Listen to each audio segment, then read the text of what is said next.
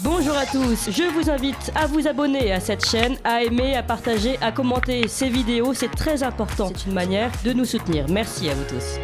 Et oui, car la nouvelle attraction des écologistes qui ont toujours une bonne idée en tête, d'ailleurs où se trouvent et se ruent les Yannick Jadot, Rousseau et autres bellucos, ce sont les super bassines agricoles. Dimanche dernier, entre 4000 et 7000 personnes ont manifesté à Sainte-Soline contre cette mise en place d'une dite super bassine destinée à irriguer des exploitations agricoles. En fait, comprenez une grande réserve d'eau. En tentant de saboter donc le chantier de la bassine, ils ont été repoussés par les gendarmes, ce qui a quand même occasionné 61 blessés parmi les forces de l'ordre. Ils ont finalement réussi à sectionner une canalisation qu'ils pensaient relier à la dite bassine, super bassine de Sainte-Soline, mais pas de chance, la canalisation en question ne servait qu'à alimenter une seule exploitation, une exploitation qui plus est familiale du coin, donc rien à voir avec la grosse industrie. Les manifestations ont été soutenues par les élus écologistes, je l'ai dit, Yannick Jadot, qui s'est fait d'ailleurs insulter sur place et dont la voiture a été dégradée. Lisa Bellucco, députée Europe Écologie Les Verts, a également fait parler d'elle en accusant les gendarmes de l'avoir violentée. Bon, finalement, on retrouve des vidéos où on la voit elle-même avancer vers les forces de l'ordre en agitant les bras. Et puis, ces manifestations ont forcé les agriculteurs, finalement, les petits agriculteurs qui travaillaient à côté, à s'arrêter de travailler. Et 300 d'entre eux n'ont toujours pas pu quitter les lieux. 300 manifestants n'ont pas pu quitter les lieux et ils ont même construit un camp sur place. Alors voilà, ça ce n'est que la dernière aventure des écologistes. Vous aviez suivi le périphérique parisien bloqué par des hommes à genoux, le match de tennis bloqué également de Roland-Garros, l'étape du Tour de France bloquée ou empêchée, et puis évidemment les purées, ça c'est presque artistique, les purées jetées sur les tableaux de Van Gogh ou encore de Claude Monet. Alors, est-ce qu'on tombe finalement dans une forme d'éco-terrorisme? C'est la question qu'on va poser à Éric Denessé. Bonjour Éric Denessé. Bonjour Clémence. Alors je rappelle que vous êtes directeur du Centre français sur le renseignement, le CFDR, les auditeurs vous connaissent bien. Mais aujourd'hui, on vous donne la parole pour un autre sujet sur lequel vous êtes également spécialiste, c'est cette question d'éco-terrorisme. Vous avez vous-même écrit ce livre « Éco-terrorisme, altermondialisme, écologie, animalisme, de la contestation à la violence » aux éditions Talendier. Alors, est-ce qu'on est vraiment dans l'éco-terrorisme ou est-ce qu'on est dans une attraction de plus écologiste aujourd'hui? On est un peu entre les deux. Je trouve effectivement que c'est cet accroissement des manifestations, de la perturbation qui est fait par ces écologistes radicaux est tout à fait condamnable, mais il faut dire qu'au sens propre du terme, il ne s'agit pas d'écoterrorisme. L'écoterrorisme, c'est quelque chose de très spécifique, c'est quand on passe à une action ultra-violente dans laquelle il y a des destructions majeures d'infrastructures ou morts d'hommes. Il y a de l'écoterrorisme en Grande-Bretagne, il y en a eu. Il y a eu de l'écoterrorisme et il y en a toujours plus ou moins aux États-Unis. Et dans ces deux pays-là, à la fois les services de police, que ce soit le FBI ou Scotland Yard, ont mis en place des unités spécifiques pour lutter contre ces extrémistes, et les deux gouvernements ont mis en place des lois également. Nous n'en sommes pas encore à ce stade en France, ce qui ne veut pas dire qu'il n'y ait pas un danger. Et les vidéos de ce week-end le montrent très bien. Sainte-Soline. Voilà, on est là dans des troubles caractérisés à l'ordre public, dans des violences qui sont totalement contestables et condamnables. Mais encore une fois, il s'agit, vous comprenez bien sûr, non pas de défendre ces écologistes, mais de dire nous n'avons pas encore, au sens propre, de phénomène écoterroriste en France et il reste à souhaiter que nous n'en ayons pas. Alors, plusieurs questions. Finalement, vous dites que l'écoterrorisme existe bel et bien et on a eu des exemples en Grande-Bretagne, aux États-Unis. Est-ce que vous pouvez nous donner des exemples concrets de cet écoterrorisme ? Oui, il y a deux grands mouvements qui sont nés dans les années 70, outre-Manche et outre-Atlantique. C'est le Front de libération des animaux et le Front de libération de la terre. D'ailleurs, les animalistes étant souvent plus virulents que les écologistes. On est sur un phénomène mouvement né en Grande-Bretagne. Ils sont ensuite partis aux États-Unis et ils reviennent en Europe, et généralement par l'Europe du Nord, les pays scandinaves, les Pays-Bas, l'Allemagne. Et puis, il y a un phénomène d'érosion quand ces mouvements arrivent dans les pays latins. pour différentes raisons, parce que nous avons des traditions agricoles et gastronomiques différentes des autres, et ça prend un peu moins chez eux. Sauf que malheureusement, on s'aperçoit que depuis quelques années, ça repart. Ces mouvements sont apparus en France à la fin des années 90. Il y a eu une pointe dans les années 2007. Ça s'est un petit peu tassé depuis, et ça repart depuis quelques temps. Alors, bien évidemment, on a affaire à des militants extrêmement organisés. Ils ont été à l'origine souvent comment dire, encadrés par des étrangers, par des anglo-saxons. Oui. Ils interviennent, on le voit, alors on l'a vu en France, sur les chantiers du TGV, comment dire, qui allait à Turin. On les a vus aussi sur les chantiers de Roibon, on les a vus à Sivens, on les a vus à Bure. Moi, j'étais ce week-end à la Clusaz où ils ont réussi à, alors en étant bien sûr non violents sur la Clusaz, où Extinction Rebellion a réussi à faire plier un projet qui était accepté par la totalité de la population. Donc c'est de plus en plus fréquent. Ce sont des gens idéologisés. Il y a un véritable mélange entre des populations locales qui finalement n'ont rien d'écologiste et qui ne veulent pas voir leur environnement direct, je dirais, perturbé, qui n'hésitent pas à faire appel à des groupes qui arrivent de l'autre bout de la France, voire de l'étranger. Et tout ça crée une espèce de mix assez surprenant qui parfois dérive vers des violences hautement contestables, comme on l'a vu ce week-end. Est-ce que, alors, plusieurs questions, mais d'abord celle du financement peut-être aussi. Vous avez parlé d'Extinction Rebellion, qui a déjà été soupçonnée d'être financée par des pays étrangers. Finalement, est-ce qu'il n'y aurait pas derrière cela une manœuvre peut-être étrangère ou d'intérêt privé important ? Alors oui, ça existe, mais ce n'est pas encore dans la majorité des cas. On voit que d'une part Extinction Rebellion, d'autre part un groupe comme L214, mais d'autres aussi reçoivent des financements étrangers.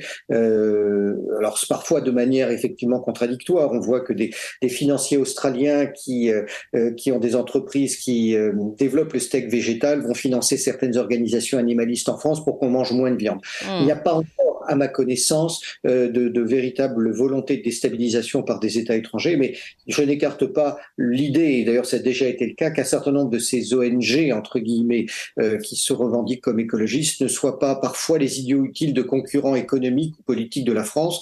C'est une réalité qui a été relevée à plusieurs reprises. Pour l'instant, elle n'est pas encore généralisée. D'accord. Alors, je voudrais parler en France vous l'avez dit souvent, les cibles sont finalement les agriculteurs.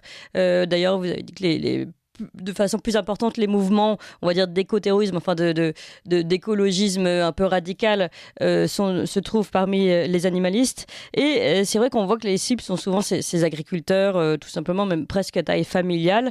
Et d'ailleurs, à ce sujet, il y avait des cellules, malgré tout, qui ont été créées en France, la cellule Déméter, censée protéger les agriculteurs. Alors, pourquoi fait-on marche arrière sur ces questions-là en France ? Alors, on fait marche arrière parce que ces groupes, dont certains, on ne peut pas mettre tout le monde dans le même panier, même si, je dirais, les plus violents doivent être condamnés et on doit lutter contre eux. Un certain nombre de groupes utilisent uniquement la contestation pacifique, d'autres vont mener des actions juridiques, des actions de lobbying, des actions en direction du Parlement, et c'est ce qu'a fait le groupe L214 en lançant une action en justice, en disant que la cellule Déméter qu'avait mise en place la gendarmerie nationale pour protéger les agriculteurs contre les agressions multiples des groupes animalistes n'était pas, n'était pas légal puisque un service de police ne pouvait pas rentrer en protection d'un groupe socio-professionnel particulier. Alors, je ne suis pas allé très loin sur ce dossier parce qu'il me semble que c'est ce qui a été fait en Grande-Bretagne, aux États-Unis, et que ça a été justifié juridiquement. Donc il faut... Je crois que c'était au nom de la liberté d'expression de ces mouvements-là. Voilà, et donc ça n'empêche pas que les agriculteurs seront toujours protégés. Quand on regarde la répartition sur le territoire français de ces groupes, on voit une grosse activité dans l'Ouest. Il faut rappeler que la Bretagne est l'une des principales, la première zone d'élevage de France et notamment de production de porcins. On voit aussi ces activistes être beaucoup dans le Sud-Ouest, autour de la région de Toulouse. Alors, il y a du foie gras, il y a de l'élevage, mais c'est aussi la vieille tradition qui vient des réfugiés espagnols avec une tradition anarchiste et un peu gauchisante qui est une réalité. Et puis après, on le voit un peu partout en France.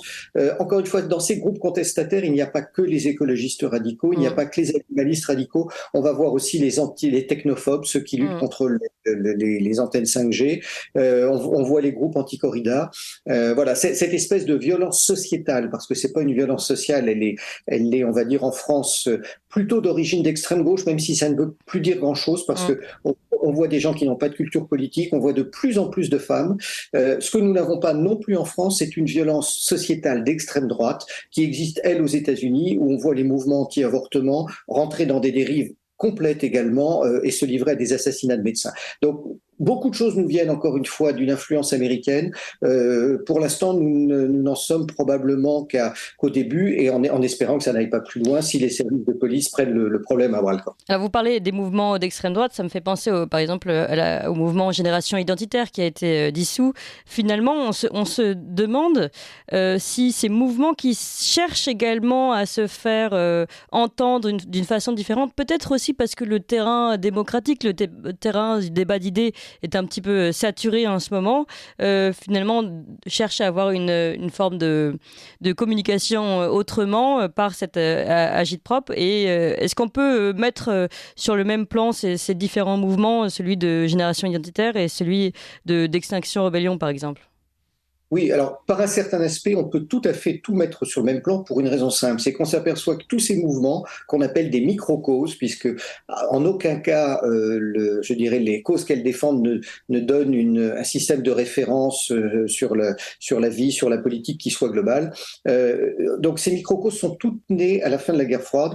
Alors les sociologues et les anthropologues disent qu'effectivement, après la période des grandes religions, il y a eu la période des des grandes idéologies, et que effectivement, depuis la fin de la guerre froide, nous sommes dans une société en perte de repères et en recherche de sens. Et on voit se multiplier depuis une trentaine d'années, partout dans le monde, essentiellement dans le monde occidental, l'émergence de ces micro-causes. Alors, c'est de l'anticapitalisme, de l'anti-avortement, de la défense des animaux, de l'écologie radicale, de l'antitechnologie. Il y a un petit peu de tout. Ces micro-causes sont liées aussi à un deuxième phénomène, c'est qu'on voit dans nos sociétés un accroissement du temps libre. Donc, les gens étant parfois cherchent à se passionner pour un sujet ou pour une idéologie qui n'est ni la religion ni la politique, qui donnerait un sens à leur existence. Et puis, troisième élément majeur, c'est que toutes ces micro-causes sont apparues en même temps que la révolution Internet, et donc elles donnent une chambre d'écho considérable à toutes ces minorités, même on peut dire ces ultra-minorités, pour se faire connaître. C'est le seul point commun qui existe entre... un effet de bulle un peu. Oui. J'insiste sur un point qu'il est important de notifier, c'est que toutes se caractérisent par une dérive de plus en plus rapide et de plus en plus systématique à la violence et à l'ultra-violence. Oui, et vous soulignez un point intéressant tout à l'heure, le fait également que certaines de ces associations et mouvements font eux-mêmes recours à des actions judiciaires. C'est-à-dire que là, on quitte le terrain de l'illégalité pour en fait des associations qui maîtrisent parfaitement le fonctionnement du système, on va dire, démocratique, en tout cas en France. Oui, alors il y a deux choses. D'abord, parce que ce sont des associations dans lesquelles il y a beaucoup de bénévoles, des gens qui sont convaincus de leurs idées, et leurs idées ne sont pas toujours fausses, il faut le reconnaître. Et donc, en termes de coûts, parfois on recherche le financement, mais il faut savoir que quand quelqu'un est désœuvré, qu'il est au chômage et qu'il est absolument motivé par une cause de cette nature, eh bien il y passe tout son temps et ça ne coûte rien. En réalité, le phénomène s'organise généralement en 5 niveaux. On voit que dans tous ces groupes, il y a à la base un idéologue, un penseur, quelqu'un qui va écrire des livres, ça peut être un philosophe, ça peut être un pasteur, ça peut être un scientifique qui va écrire sur l'écologie, sur le droit des animaux. Deuxième niveau, on voit que s'agrège rapidement autour de lui, c'est ce qu'on appelle la phase des disciples, après la phase du prophète, un petit groupe de gens qui s'auto-congratulent, qui s'auto-convainquent que cette idéologie est bonne et qui commencent à jeter les bases d'une doctrine, et jusque-là, on est toujours dans le respect des libertés démocratiques. Troisième niveau, on passe à du prosélytisme, du militantisme. On respecte encore à ce niveau-là les règles et les lois, et là, c'est là où on va avoir les actions de tract sur les marchés, les sites internet, les revues, les actions vis-à-vis du Parlement européen, les actions vis-à-vis du Parlement national. Tout ça est tout à fait encore légal. Et puis, la quatrième phase, on passe à l'activisme violent, phase à laquelle nous sommes arrivés en France aujourd'hui. On le voit lors des sommets du G7, du G8, de l'OTAN, on l'a vu ces derniers jours. On peut caractériser l'action contre les musées également de cette nature. Le 5e stade, c'est le passage au terrorisme pur et dur, que nous n'avons pas encore en France et qui pourrait arriver comme il s'est produit outre-Manche et outre-Atlantique. Non, mais il est bon de rappeler tout de même que nous ne sommes aujourd'hui en France pas dans cet écoterrorisme. Merci beaucoup Éric Denessé pour cet éclairage. Je rappelle que vous êtes auteur de ce livre, Écoterrorisme, altermondialisme, écologie et animalisme, de la contestation à la violence, aux éditions Talendier. À bientôt. Vous appréciez cette émission? Alors aidez Radio Courtoisie à en produire d'autres en indépendance totale. Rendez-vous sur soutenir.radiocourtoisie.fr. Merci d'avance.